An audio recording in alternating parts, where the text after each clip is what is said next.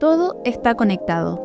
Cada vez que enciendes una luz, compras una prenda o eliges qué comer, estás tomando una decisión que impacta mucho más allá de tu bolsillo. La manera en que consumimos afecta al planeta entero. Por eso, debemos aprender a hacerlo bien. Pequeñas acciones pueden marcar la diferencia y están a nuestro alcance. Soy Marcela Godoy San Martín, especialista en consumo y producción sostenible, y les doy la bienvenida a Consume Inteligente, Elige Sostenible, un podcast del área de consumo sostenible y economía circular de Conadecus, la asociación de consumidores con mayor trayectoria de Chile. Sean muy bienvenidos y bienvenidas a un nuevo capítulo de Consumo Inteligente, Elige Sostenible. Antes de presentar a nuestra destacada invitada de hoy, les quiero compartir una historia. Yo soy hija de una costurera, crecí usando prendas hechas por mi madre. Pese a los años y a los cambios de la moda, muchas de ellas siguen presentes en mi armario, vigentes y en perfectas condiciones, por lo que puedo dar fe que una buena prenda puede durar toda la vida. Sin embargo, esta manera en que se elaboraba y usaba la ropa contrasta radicalmente con el actual modelo de producción y consumo que incentiva la cultura de lo desechable y la renovación constante de prendas. Se llama fast fashion o moda rápida y es una de las industrias más contaminantes del planeta, con efectos socioambientales negativos a nivel sistémico, ya que no solo daña los ecosistemas, sino que también fomenta el trabajo precario y a veces inhumano. Según la ONU, la industria de la moda es responsable del 8% de las emisiones mundiales de gases de efecto invernadero. Además, cada año se generan 92 millones de toneladas de residuos textiles. Esto equivale a un camión lleno de ropa que vuelca su carga en un vertedero por cada segundo. Sin ir más lejos, el desierto de Atacama tiene uno de los más famosos vertederos ilegales del mundo, donde la ropa se entierra y quema en las dunas, ojalá sin dejar testigos. Según el Ministerio de Medio Ambiente, en Chile, el consumo total de textiles por persona llega a 32 kilos, lo que se traduce en una generación estimada de más de 572.000 toneladas de residuos textiles al año a nivel nacional, y esto equivale al 7% de los residuos sólidos urbanos per cápita. ¿Cómo podemos, como consumidores y consumidoras, romper el ciclo de la moda rápida, ser sostenibles con el planeta y además con nuestro bolsillo? Para hablar sobre esto y muchas cosas más, tenemos el gusto de contar con Catherine Herrera como invitada a este capítulo de consumo y moda, cómo vestir consciente. Bienvenida, Catherine. Muchas gracias, Marcela. Catherine, y muchas personas no imaginan el impacto real de la industria de la moda. Esto es algo que se habla como de nicho, ¿no es cierto? Hablamos entre nosotros las personas que trabajamos en sostenibilidad, pero no es algo que está tan masificado. Desde tu experiencia, ¿por qué deberíamos hablar de sostenibilidad y ropa? Porque detrás de cada prenda existe un ciclo de vida que es muy largo y en el cual hoy en día está lejos aún de transparentarse qué es lo que sucede detrás de cada uno de los procesos, desde la extracción del material, que puede ser, natural, mineral, hasta el proceso final, que es llegar a la casa del consumidor. Entre medio de esos dos puntos, el inicial y el final, existen un sinfín de procesos que la gente muchas veces no entiende, no asocia, donde hay mucha mano de obra, ¿cierto? Hay muchas personas que intervienen, existen también muchos químicos dentro de los procesos que tampoco sabemos, ¿ya? Y que no se transparentan muchas veces las marcas.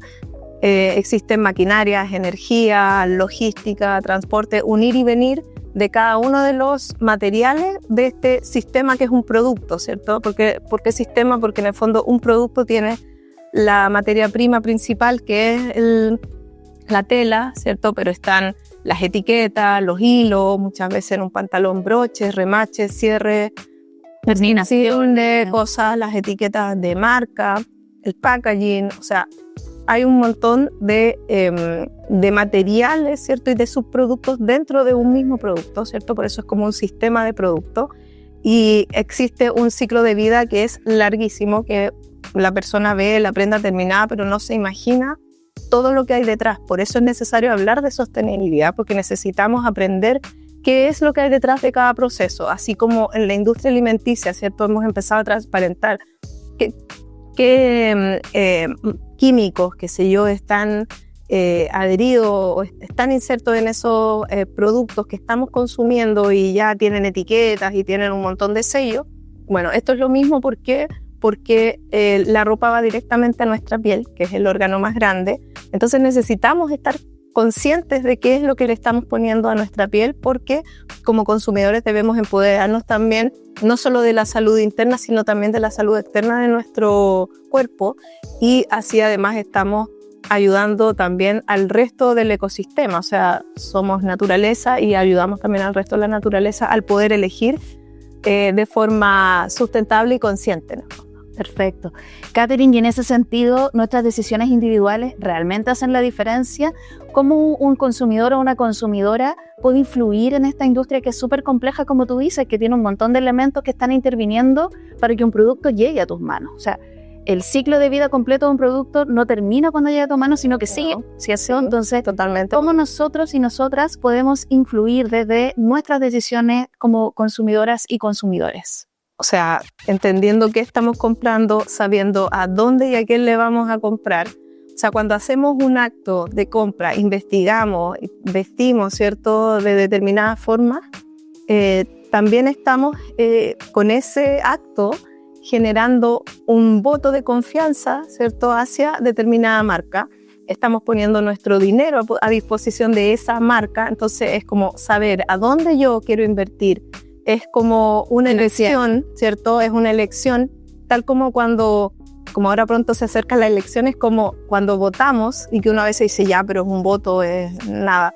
No, ese voto que es como un granito de arena, se junta con otro y obviamente hacen toda la orilla ahí del mar. Entonces es súper importante, porque cada uno de nosotros tiene la responsabilidad de informarse lo que vamos a comprar. O sea, entender también que al comprar yo a un diseñador nacional, esa persona, como es más cercana, me podrá decir a quién le compra, puede transparentar los procesos. Muchas veces conocemos a quienes nos confeccionan las prendas. En cambio, si yo voy a un gran productor, a una gran marca, no sé, multinacional o en retail, no tengo la menor idea quién lo hace. Pasan muchas manos, ¿cierto? Y en este mismo ciclo de vida, dentro de esa logística hay muchas paradas, ¿cierto?, entre medio donde no tenemos idea ni quién lo hizo ni cómo se fabricó. O sea, no podemos llegar a esa trazabilidad.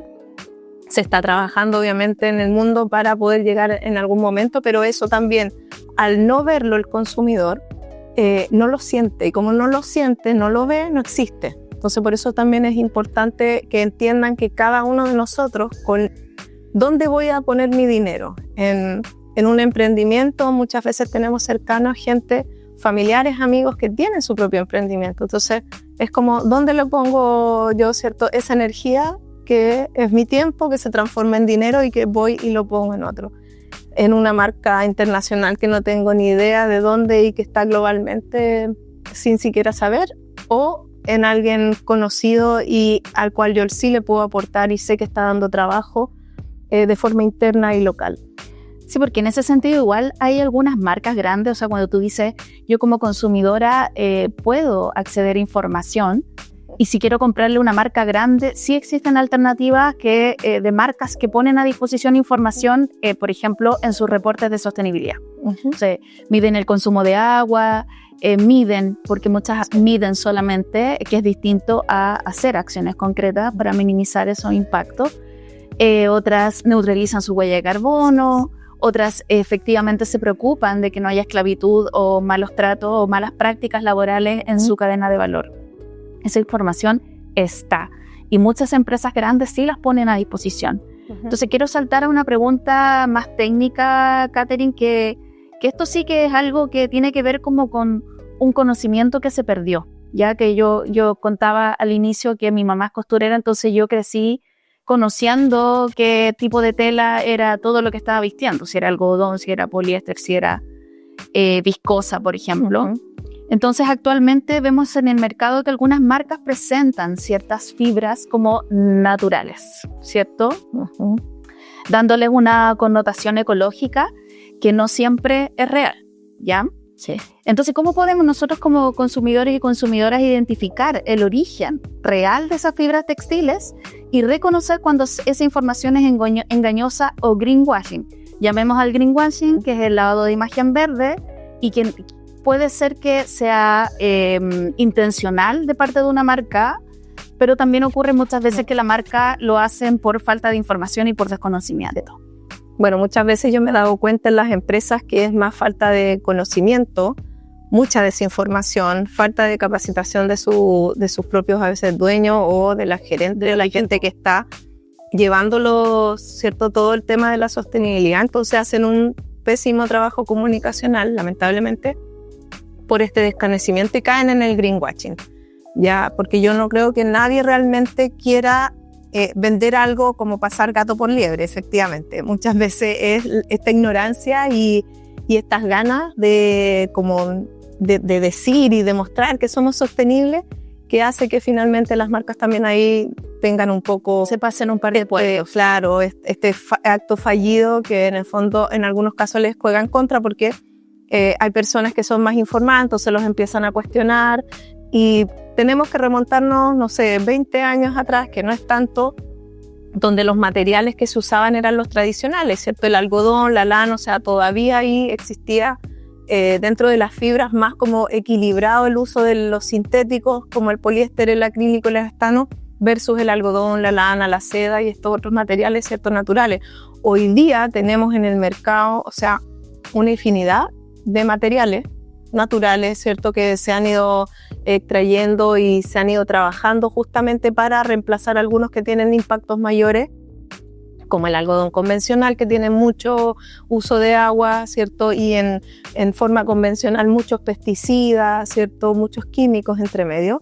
Entonces se han ido extrayendo muchos materiales naturales nuevos, pero también han aparecido muchos artificiales, bioquímicos, ¿cierto? Biobasados, y que en definitiva todos son de la naturaleza.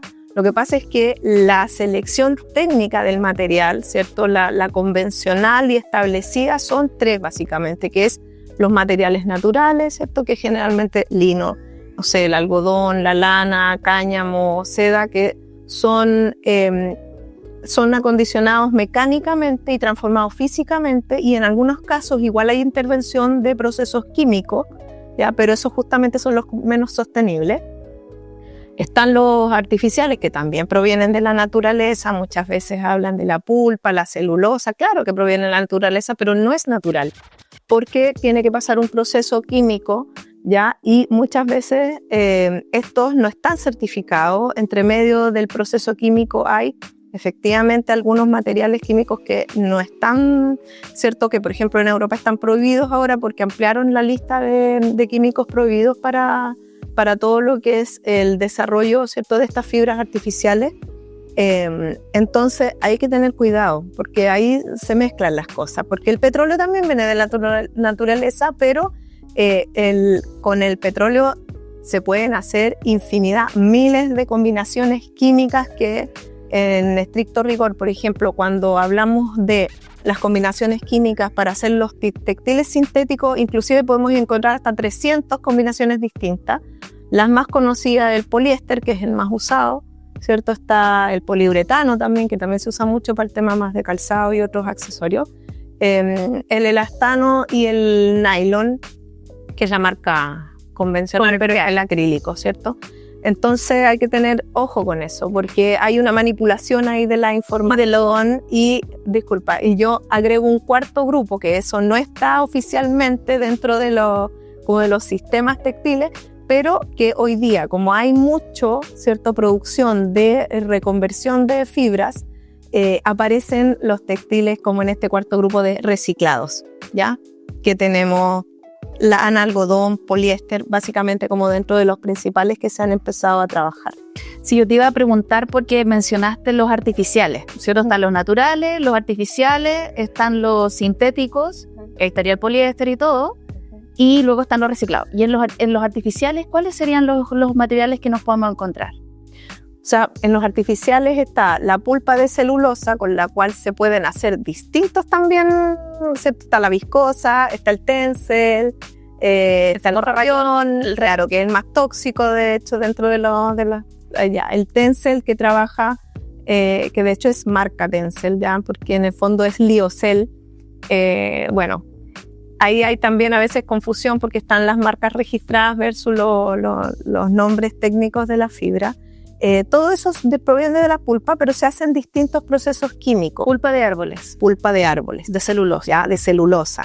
Entonces no se llaman naturales, se llaman artificiales, porque si bien se extrae material natural, como en todos los procesos, se genera en un proceso que va mezclando muchos químicos, ya se genera el hilado continuo y de ahí el hilo. No es que el árbol se convierta en tela automáticamente, no, y yo la esté utilizando en mi ropa. No, porque por eso yo hablaba del tema de cómo es lo natural, o sea, la fibra de algodón se saca del algodón, se hila, ¿cierto? Ya el bambú también podría hacerse así, pero por ejemplo, bambú lino, muchas veces se les aplican químicos para que sean más suaves y para que se arruguen menos, por ejemplo. Ahí se agregan químicos entre medio del proceso, pero casi todos pasan por procesos mecánicos, ¿ya? En cambio, el árbol se convierte, ¿cierto? Se pasa, se hace pulpa, después de la pulpa se meten los químicos, o sea, hay un proceso que es mucho más largo además. Entonces, esas son fibras artificiales, no naturales. Perfecto. Ahora, está claro que en todos estos procesos de los que estamos hablando hay un alto consumo de energía, alto consumo de agua y en algunos casos pesticidas, personas que intervienen en los personas que están trabajando en la cadena de valor y obviamente se generan emisiones. Sí. Perfecto. Catherine, entonces quería preguntarte un consejo, pedirte un consejo práctico. Para alguien que quiere comenzar a consumir ropa de manera más consciente, ¿cuáles serían los primeros pasos o el primer paso, si consideras que es uno, que tú recomendarías para una persona que quiera iniciarse? ¿Por dónde empiezo? O sea, yo partiría por mi closet, ¿cierto? Viendo el closet que tengo. Con lo que ya tienes. Con lo que ya tengo y entendiéndome a mí. O sea, conociendo mis gustos, conociendo qué es lo que realmente me queda bien, qué colores me quedan bien, con qué me siento cómoda también. Y hacer ahí una clasificación del closet, poder entender las etiquetas de lo que ya tengo en el closet, porque la etiqueta es fundamental. Ya, sí, como lo hablábamos hace un rato en el tema de la alimentación, esto es exactamente lo mismo. Entonces, es necesario el autoconocimiento tanto personal como de mi propio closet, ¿ya?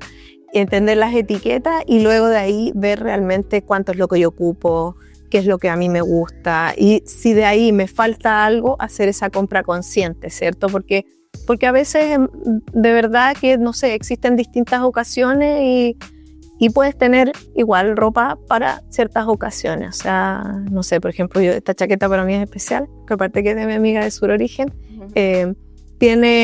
la tengo yo, ¿cierto?, en el closet para ciertas ocasiones especiales. O sea, y a veces nos encontramos con que tenemos muchas cosas, pero no tenemos lo que realmente necesitamos. Claro, que es como lo que se habla de la pirámide del closet cápsula. O sea, ahora es lo comencé yo en un live, que existen piezas básicas, que esas son las más masivas, las que usas siempre, las camisetas, los jeans, todas esas prendas. Después vienen las prendas que son más statement, que son las que más se clasifican. Por ejemplo, esa falda para mí sería statement, que es una falda de diseño local y que no la voy a usar todos los días. Es una prenda que la uso para ocasiones especiales como esta. Y eso es lo que va marcando la diferencia, ¿cierto? Y con respecto a la etiqueta, también nosotros trabajamos, yo te invité a colaborar en un ebook que desarrollé el año pasado, que enseña justamente esto, a leer las etiquetas, porque en ese pedacito de tela que hay en cada una de nuestras prendas, podemos encontrar información valiosa que nos puede indicar de qué material está hecho. Así es. De que ya al saber cuál es el modelo productivo de la marca que estoy eligiendo, ya puedo entender qué prácticas laborales tienen, por ejemplo, de dónde dice el país donde fue fabricada. De hecho, a quienes estén escuchando, se los recomiendo porque fue un trabajo muy lindo al cual me invitó Marcela. Estuvimos ahí viendo, existen normas para esto. Sí. Ya, o sea, no es antojadizo donde las marcas le ponen la etiqueta y qué va en la etiqueta, porque existen normas, ¿cierto?, mundiales, nacionales. Entonces, todo tiene un porqué y una rigurosidad. Hace las cortas. Claro. Entonces, y después uno se pierde, uno no sabe de qué es lo que es y no vamos a estar quemando a lo pirómano como a mí me enseñaron en la universidad, quemando todas las prendas para saber qué material es. Y un punto importante también que está en la información de las etiquetas es la mantención de la prenda. Eso es muy importante porque... ¿Qué nos puede decir? Es vital. O sea, yo considero que dentro de las cosas, o sea, cuando uno tiene un closet, lo más importante es el cuidado de la ropa. O sea, como consumidora, cuando yo compro algo, lo primero que hago es ir y ver la etiqueta. Si efectivamente eso cumple con los requisitos básicos que yo tengo, que es que sea de un material natural, que sea monomaterial, por favor, monomaterial, que las mezclas después son carísimas o simplemente no se pueden gestionar. Además de ver de dónde viene, dónde fue hecha la prenda, ¿cierto? Y si después cumple con todos los requisitos que a mí me gusta, si me gusta, me siento cómoda, si es mi color, qué sé yo, el cuidado. Entonces, muchas veces las personas compran cosas, la usan una vez y vamos metiéndola a la máquina, ¿cierto? Porque ya nadie lava a mano, además. Entonces, y eso echa a perder las prendas. Y muchas veces esa prenda lo único que necesitaba es colgarla un poco, ¿cierto? Al aire, que se le vaya un poco los olores y listo. O sea, existen muchos métodos antiguos y caseros con los cuales podemos cuidar las prendas. Y yo tengo prendas en mi closet de hace 25 años. Cuando partí trabajando en Wrangler, tengo todas mis chaquetas de mezclilla. Y las etiquetas dicen lavar a mano, la gente las mete a la lavadora igualmente, y lo del lavaseco, lo de el lavar en seco. Tampoco la gente lee que si hay lavar en seco implica que tienes que llevarlo a la lavandería. Y eso es súper importante, porque yo tengo una chaqueta que es así de gamuza y que efectivamente tenía que llevarla a ese lugar porque si no se lavaba, especialmente en el lavaseco, o sea, hubiera muerto. Y ya esa chaqueta tiene 20 años y es blanca más. Pero son formas de mantener y alargar la vida de las prendas, porque además, como hoy en día las prendas, sobre todo masivas del retail, son de mala calidad, o sea, hay mucha mezcla, no solo ya mezclan el algodón con el poliéster, sino que uno se encuentra etiquetas con rayón, elastano, poliéster, algodón, y así es como una ensalada de fibra.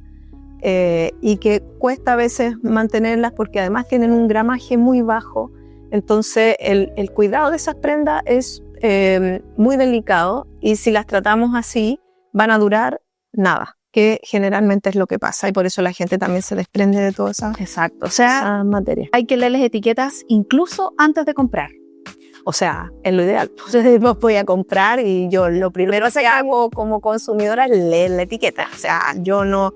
Incluso antes de entusiasmarme con el producto, yo leo la etiqueta. Ya. Entonces, si no, ya no me alcanzo a entusiasmar cuando ya leo algo que no me gusta. Exacto, ahí donde toman las primeras decisiones, si es monomaterial o no, quién lo fabricó, de dónde viene viajando y cómo la voy a cuidar también. Sí. Porque si no estoy dispuesta a lavar a mano, sí, no la puedo comprar. Sí. O si no estoy dispuesta a llevarlo a lavar en seco. Exacto. Catherine, mira, pasando a otro tema que también es súper importante.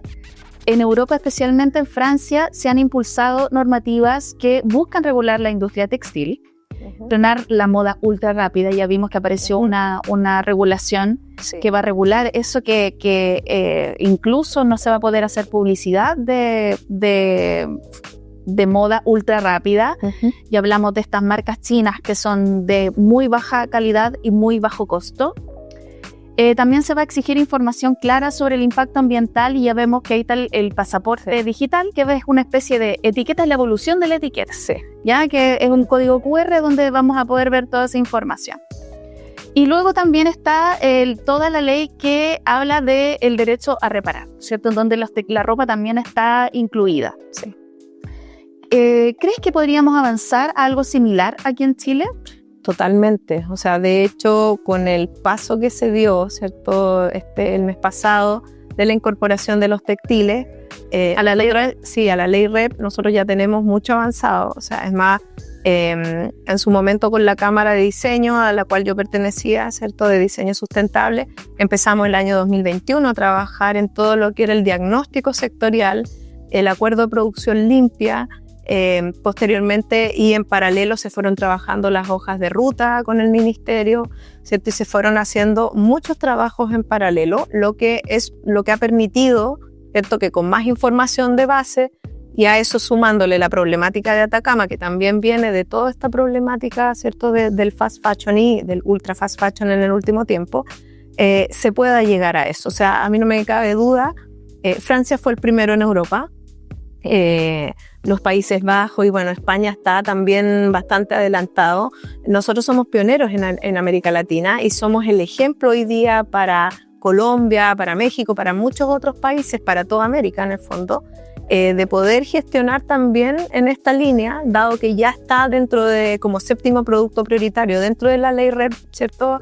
20.920, podemos nosotros dar este otro salto y este otro paso para también ir acorde a estas exigencias mundiales y hablarlo en castellano, o sea, contra Shein y Temu, ¿cierto? Hacer esta ya conciencia a nivel ya de marketing para que la gente no siga fomentando esto de comprar, tirar, usar, porque además, mira, yo lo veo de la siguiente forma, haz el ejercicio porque cuando tú tienes una prenda, ¿cierto? Y dicen, no, pero es que el consumir sostenible es muy caro.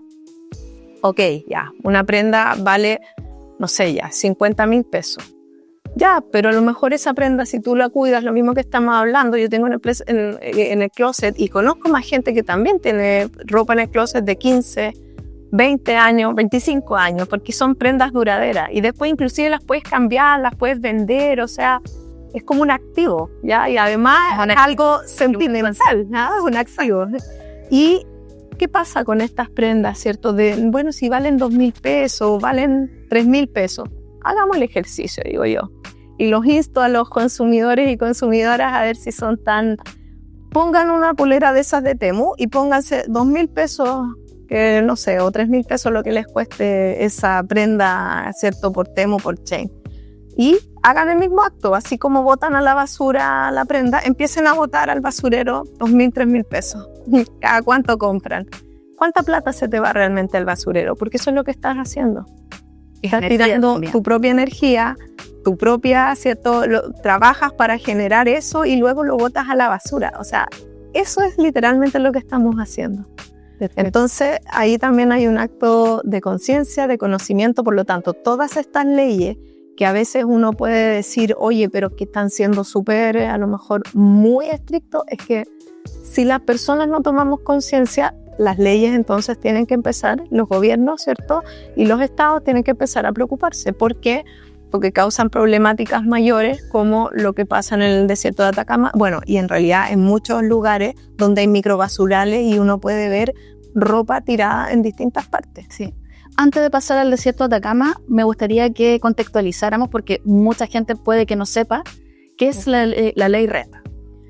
Bueno, la ley REP, que es la ley 20.920, contiene varios productos prioritarios. Es como la responsabilidad extendida del productor, que nació bajo el concepto de que contamina paga, ¿cierto? Que en el fondo es que el productor se haga responsable, ahora le llamamos productor, pero en muchos de estos casos son importadoras.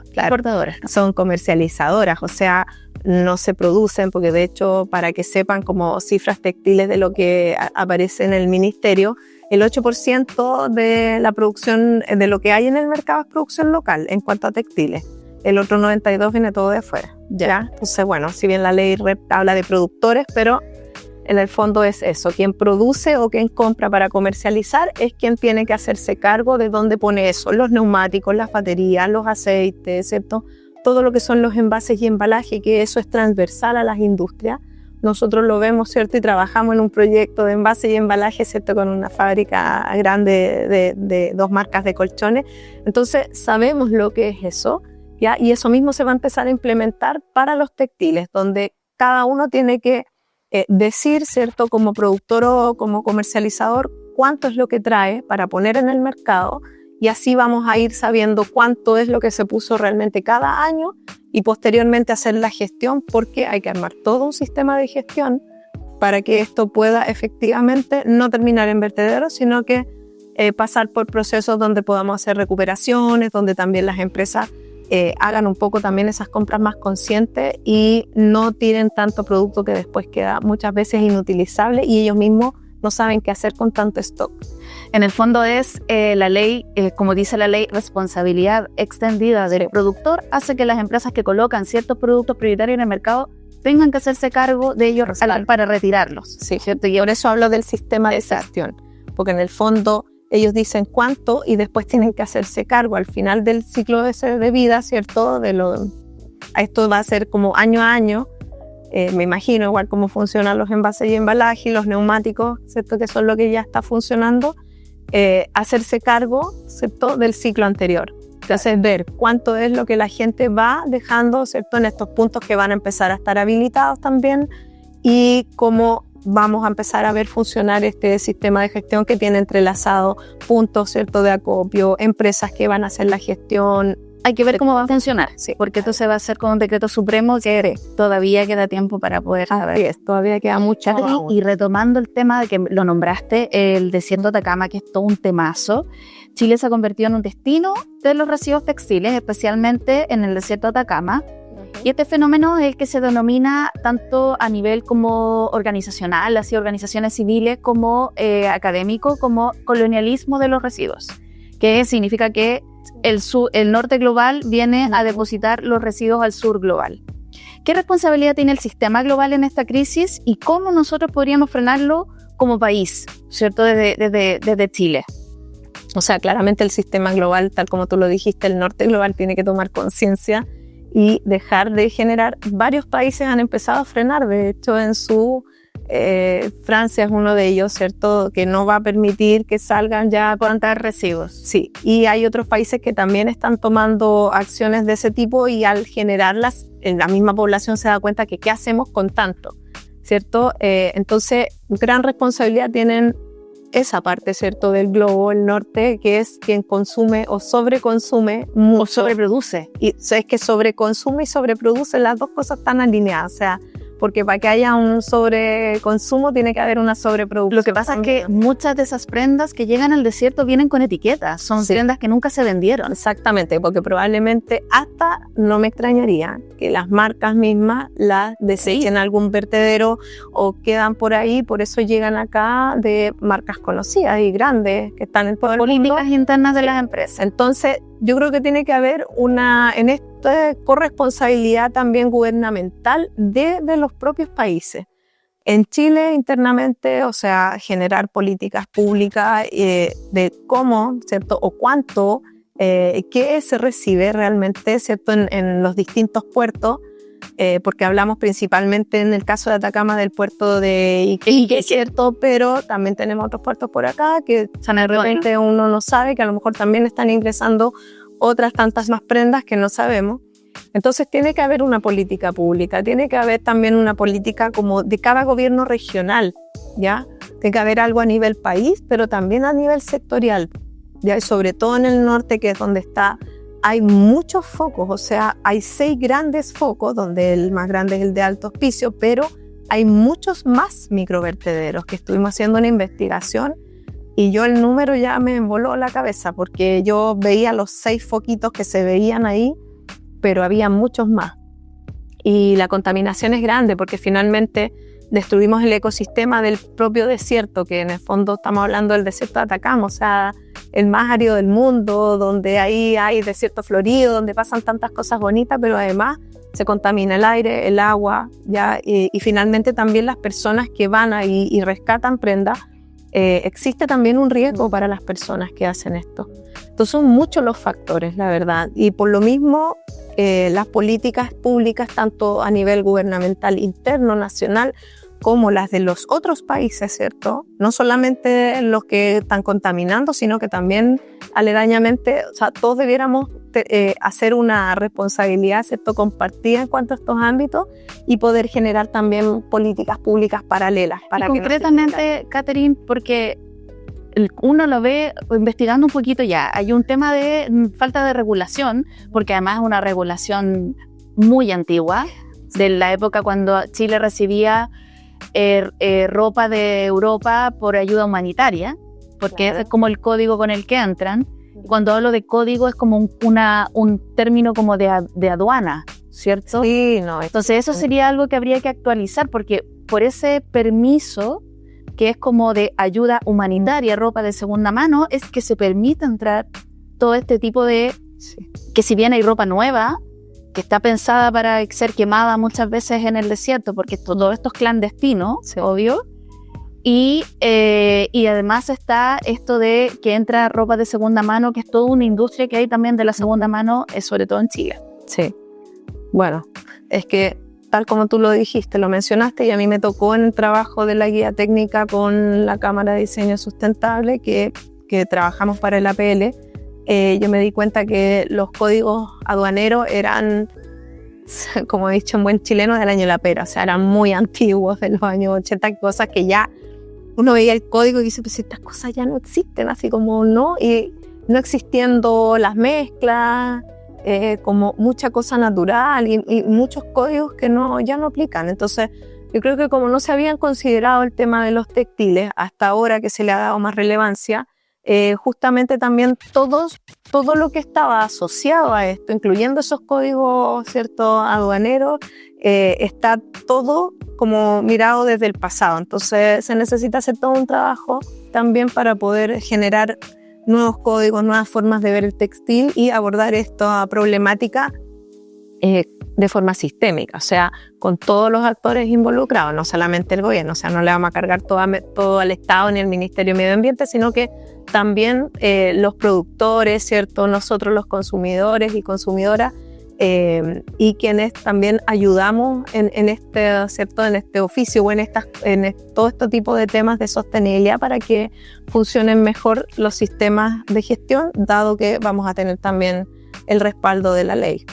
Sí, bueno, esto es viéndolo desde afuera también, como llega toda esta ropa al desierto de Atacama, finalmente podemos ver que la solución, como tú bien lo mencionas, es un cambio de regulación, más que ir al desierto a sacar ropa y hacer desfiles de moda. Sí, porque quiero aclararle a la gente que eso versus las más de 160.000 toneladas que ingresan, es show. O sea, está bien, si nosotros decimos yo soy una productora que hace eventos y hace show para visibilizar la problemática, perfecto, pero en realidad no tiene un impacto real ni es una solución para nada. O sea, no pasa por ahí, pasa por algo mucho más profundo, ya que no tiene que ver con estar haciendo pasarelas y show ni haciendo upcycling, porque en realidad la cantidad de kilos que se recuperan no es nada. No. Es un porcentaje demasiado bajo realmente. Porque sí, mira, exacto. En el mundo se recicla un 1% de textiles. O sea, de verdad que la cantidad de toneladas que existen no da para eso. O sea, no. Y yo trabajo con upcycling en proyectos preciosos con gente, emprendedoras que hacen cosas maravillosas. Pero también la realidad de esas empresas es que cuando medimos y hacemos toda la gestión, ¿cierto?, de medición para ver el cálculo y el impacto, no es, o sea, ni aunque los acumulemos a todos los proyectos, pero sí hay un tema que tiene que ver con la responsabilidad social, que tiene que ver la comunicación, ¿cierto?, con todo lo que estamos haciendo como una gestión, ¿cierto?, como un acto de rebeldía, a lo mejor llamémoslo, o político, y por generar diseños con conciencia. Y colaborativo, porque también se trabaja de forma colaborativa, el residuo de uno le sirve a otra. Y entonces hay que entender eso, y que es precioso, y que que forma parte también de una cadena, pero también hay que hablar las cosas reales. Claro. Muy bien, Catherine, y aquí también te voy a hacer otra pregunta técnica. Nos vamos a salir del desierto de Atacama, de una problemática que es más normativa. Quiero que hablemos sobre los mitos en torno al reciclaje de la ropa. Por ejemplo, existe un mito de que una polera reciclada viene de otra polera, o que los tejidos hechos con botellas recicladas, con botellas de PET, provienen de botellas usadas o sacadas del mar, ¿no es cierto? Como ese mito de que también muchas empresas lo fomentan, insisto, algunas no lo saben. ¿Cómo funciona realmente el reciclaje textil y qué parte es más marketing que realidad? Mira, en temas del reciclaje mecánico, en general... ¿Qué es el reciclaje mecánico? El reciclaje mecánico es aquel que pasa nosotros tomamos las prendas, las trituramos, se hace todo un proceso, va la carda, qué sé yo, se forma de nuevo el hilo. Ya. Muchas empresas, como es un material que es de downcycling, o sea, que es de menor calidad, no da para hacer nuevas prendas. Entonces, existen muy pocas empresas en el mundo que efectivamente hacen reciclaje de prenda a prenda. Muy pocas. Prácticamente no existe, o sea, tiende a cero, existen, pero es ínfimo, ¿ya? Por la calidad, por las maquinarias, por lo costoso, o sea, hay muchos factores que están dentro de eso. Por lo tanto, hay mucho también aquí de fantasía y de greenwashing. En la parte del poliéster, nos hemos encontrado con marcas que traen botellas que se hicieron para convertirse después en PET y en una prenda, que es absurdo, porque el convertir una prenda de poliéster es caro también. Hay una conversión que tiene elevados costos ya energéticos, de proceso, nuevos químicos, qué sé yo. Entonces la mayoría viene de botellas. Ya lo triste es que hay muchas de esas botellas que ni siquiera fueron utilizadas. Nunca contuvieron agua. Nunca contuvieron agua, y entonces ahí también hay de ambos, yo creo. Hay desconocimiento de las marcas que a lo mejor no se hicieron asesorar y la empresa detrás le metió esto, le pasó un gol, por así decirlo. Y también hay desconocimiento y otros que de frentón son cara de palo y lo venden como, y es un greenwashing, ¿cierto? Lo venden como que sí, estamos rescatando botellas, y resulta que ninguna botella se rescató, ¿ya? Y es así, o sea, y el consumidor lo tiene que saber también, que estas cosas igual pasan, por eso es necesario informarse.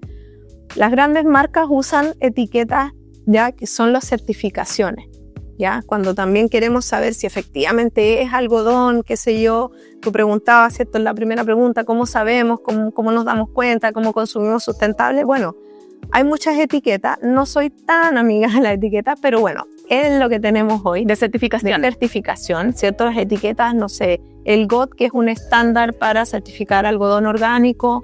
Existe en el RWS, por ejemplo, que se certifica que la lana, la ovejita fue bien tratada, entonces que la lana es lana con ovejas en sostenibilidad y una ovejita bien tratada.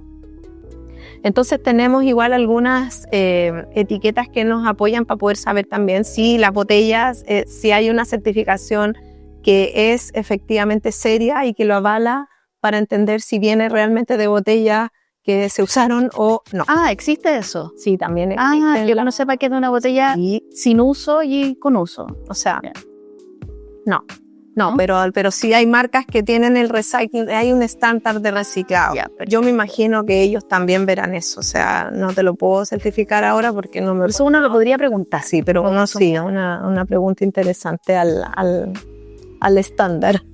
Oye, Catherine, y con respecto a lo de polera, que es algo que llama mucho la atención cuando hacen estas campañas las empresas de retail, sobre todo, que lleva tu prenda, te hacen un descuento y puede llevar remate. Es una campaña de marketing que fomenta el sobreconsumo. Sí. Pero además, efectivamente, si tú vas y le preguntas a cualquier persona que va a dejar esa ropa, que muchas de ellas van con fe a dejar esa ropa, ¿creen que efectivamente se va a convertir en otra prenda? No. Entonces, cuando tú dices que es mal downcycling, claro, es infraciclaje, es que se convierte en wipe o en relleno para construcción, sí, como sí, para aislación, o en el mejor de los casos, porque acá en Chile igual existen empresas que trabajan hace muchos años, hace 50 años, en recuperación textil. Lo que pasa es que antes se llamaban recuperadoras textiles. Ya. Entonces la gente cuando pasaba... Hace 50 años. Claro, ¿por qué eran recuperadoras textiles? Porque ellos tomaban los descartes de la industria textil nacional para generar productos como las frazadas, alfombras, ya productos para el hogar. Imagínate, o sea, ¿por qué? Porque eso venía del descarte de la industria textil. Entonces, esas empresas hoy día se han convertido, ya, empresas como Circla, que están súper bien igual posicionadas, ya, que hacen un muy buen trabajo, que toman las prendas usadas hoy día, hacen el hilo, ¿cierto? Hacen todo el proceso, convierten mecánicamente, lo hacen en el hilo y tienen estos nuevos productos, ¿cierto? Como alfombras o frazadas, qué sé yo, que son para ese uso. ¿Por qué? Por lo que estábamos hablando. Como es un downcycling, muchas veces no sirve para hacer otra prenda, ¿ya? Porque además la gente, mira, yo tengo un jeans de una marca española que sí hace prenda, pero tiene motitas. A la gente a veces no le gusta, o sea, un hilado con motitas, desgastado, se ve como viejo. Yeah. Es como para darte el ejemplo del papel, cuando la gente empezó a aparecer el papel reciclado, que el papel, oye, pero el papel no es blanco, no, ¿por qué el papel reciclado? Ya, es lo mismo. No le Entonces tenemos que empezar a tomar conciencia de que eso no va a ser una prenda, y para que pase eso hay que invertir más recursos, investigar más, bueno, de partida tener mejores materiales para poder trabajar. Yeah. De la base. Sí. Oye, Catherine, y otro consejo práctico. ¿Qué acciones simples podemos incorporar entonces a nuestra rutina para alargar la vida útil de la ropa y así reducir la generación de residuos? Pensando en que estábamos hablando del reciclaje, ¿qué podemos hacer antes de tener que llevar nuestra prenda al reciclaje? Leer la etiqueta, ya sea de lo que tenemos en la casa o de lo que compremos, entender cómo yo cuido esa prenda. Y posteriormente tenemos hoy día muchas más acciones que hacer. Existe el intercambio, podemos ir a reparar la prenda, podemos hacerle como un refresh a la prenda y cambiarla, a lo mejor un pantalón pasarlo a falda. O sea, hoy día existen muchas alternativas y cierto, y hay muchas personas que están trabajando en estas reconversiones, por lo tanto tenemos también muchas más alternativas de poder alargar la vida útil de esa prenda. Así que el consejo es pasar por la etiqueta y ver todas las alternativas además que tengo para alargar la vida de mi. Primero mantenerla. Idealmente, por supuesto. Catherine, entonces, ¿qué mensaje final para terminar te gustaría dejar a quienes nos escuchan y nos están viendo y quieren vestirse con más conciencia y sostenibilidad? Para mí, la palabra educación es lo primordial. O sea, si no los educamos, si no entendemos de qué es lo que estamos hablando y como consumidores no asumimos la responsabilidad de lo que estamos comprando, vamos a estar siempre así, ¿ya? Como viviendo en un territorio donde no vamos a poder hacer una mayor gestión. Entonces es importante saber a quién le compro, qué compro, ¿cierto? Informarme y educarme como consumidor y consumidor. Así como nos educamos para alimentarnos mejor, ¿cierto? Está muy de moda el tema alimenticio, el mindfulness, ¿cierto? Es lo mismo, porque esto también es mindfulness. Esto va pegado a mi cuerpo, por lo tanto es muy importante qué es lo que llevo. Yo aquí ahora llevo lino de mi amiga Sur Origen, esto gabardina 100% algodón y mi polerita 100% algodón que regalada por mi amiga. Así que eso, consejo. Muchas gracias, Catherine, nuestra invitada a este capítulo de Moda Sostenible, que es parte de este podcast hecho por el área de Consumo Sostenible y Economía Circular de Conadecus. Muchas gracias. Gracias a ustedes, gracias por la invitación. Muchas gracias, Catherine, nuestra invitada a este quinto capítulo de Consume Inteligente, Elige Sostenible, un podcast de Conadecus. Les invitamos a seguirnos en nuestras redes sociales y a compartir este episodio que estará disponible en nuestros canales de YouTube, Spotify y El Mostrador. Y por supuesto en conadecus.cl. Les esperamos en nuestro próximo capítulo donde hablaremos sobre consumo regenerativo junto a Alejandro Chacón, director de ecodiseño.cl. Este podcast es un proyecto del área de Consumo Sostenible y Economía Circular de Conadecus y es financiado por el Servicio Nacional del Consumidor, SERNAC, a través del Fondo Concursable para Asociaciones de Consumidores. Soy Marcela Godoy San Martín y esto fue Consume Inteligente, Elige Sostenible. Y recuerda, el acceso a la información de productos y servicios es un derecho que debemos exigir al Estado y a las empresas, porque nuestra compra es una elección que debemos hacer con responsabilidad, pensando en el planeta que queremos dejar a nuestros hijos e hijas. Hasta la próxima. Consume Inteligente, Elige Sostenible, un podcast del área de Consumo Sostenible y Economía Circular de Conadecus, la asociación de consumidores con mayor trayectoria de Chile.